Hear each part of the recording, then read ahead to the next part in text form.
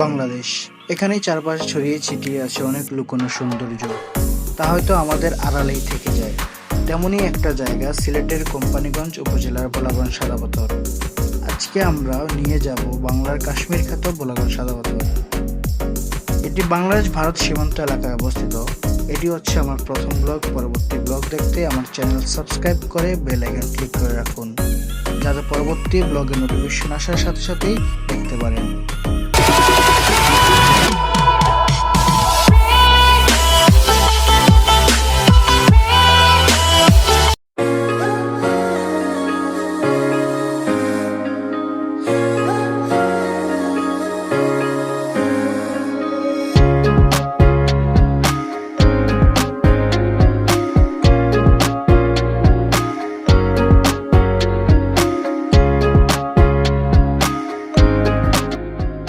সিলেট থেকে ভোলাগঞ্জের দূরত্ব প্রায় 33 কিলোমিটার।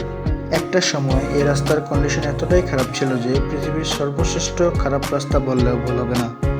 কিন্তু এখন বেশিরভাগ রাস্তার কন্ডিশনই ভালো। সৌন্দর্যের কথা কি বলবো, তা তো আপনারা দেখতেই পাচ্ছেন। এখন আছি প্রায় ভারত বাংলার সীমান্তে। আপনারা ওই যে দেখছেন বাচ্চারা বসে আছে পিলারের উপরে, ওটা হচ্ছে বাংলাদেশ ভারত সীমান্তের পিলার। আর ওইটা হচ্ছে ভারতের মেঘালয় রাজ্যের। আপনারা দেখতে পাচ্ছেন কিনা, ওটা হচ্ছে ভারতের মেঘালয় রাজ্যের একটা শহর।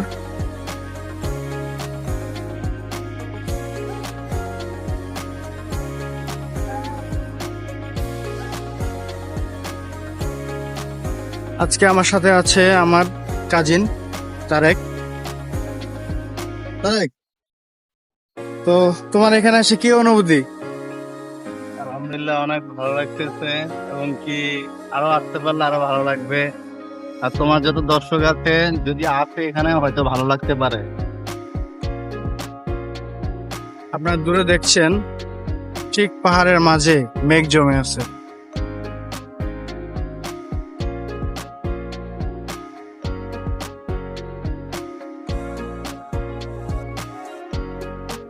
এখন চলে এসছি নৌকাঘাট।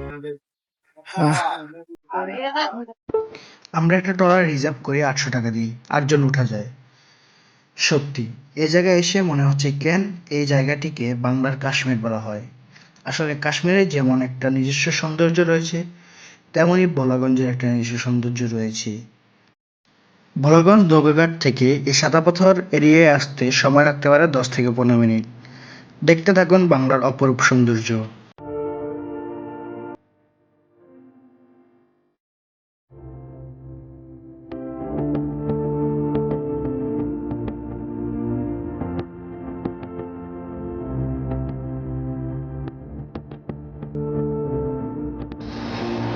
আমরা চলে আসছি সেই কাঙ্ক্ষিত সাদা পাথর।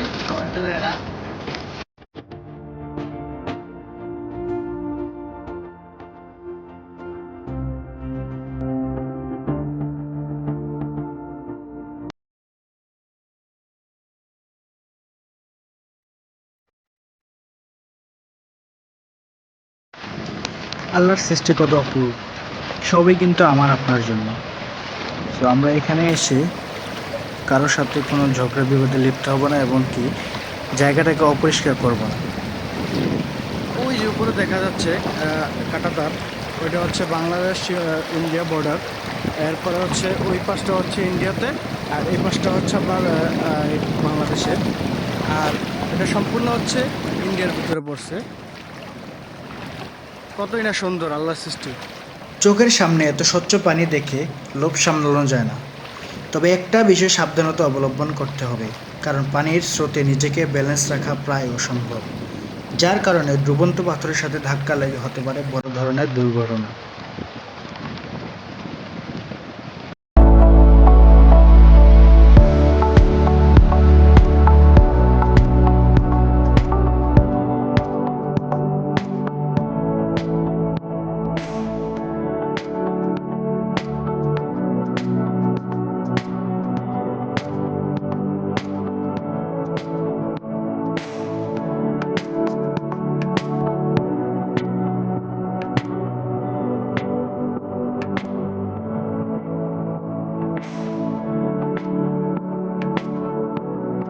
তো ভোলাগঞ্জের ব্লগটি এখানে শেষ করছি। তবে একটা কথা মাথায় রাখতে হবে, এখানে এসে যেন আমার আপনার দ্বারা অপরিষ্কার যেন না হয়। আল্লাহ হাফেজ। সবাই ভালো থাকবেন, দোয়া করবেন আমার জন্য।